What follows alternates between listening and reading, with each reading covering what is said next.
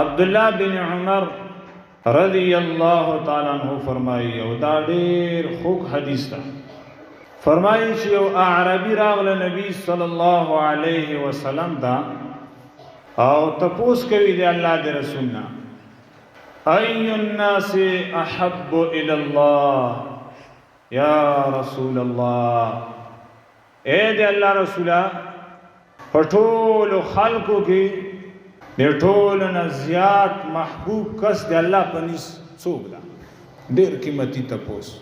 وای الاعمال احب الى الله، او په اعمالو کې د ټولو نه خوښ عمل محبوب عمل د الله ته کوم ده؟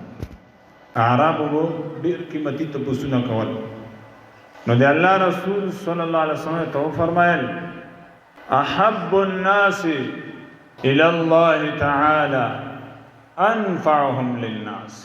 پټول انسانیت کې په الله باندې ډېر ګران، الله ته ډېر محبوب هغه کس ته چې هغه خلکو ته فایدې ډېرې رسوي.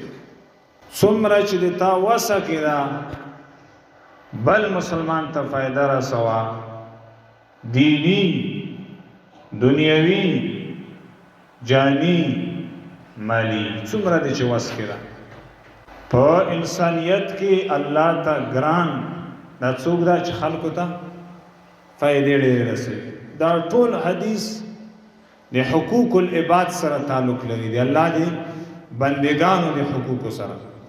واحب الاعمال الى الله تعالی سرور تدخله على مسلم.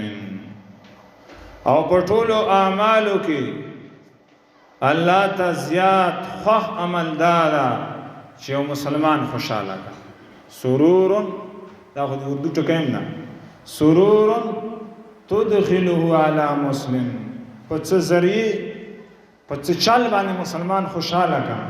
په ټولو اعمالو کې الله ته دا ډېر خوښ عمل ده.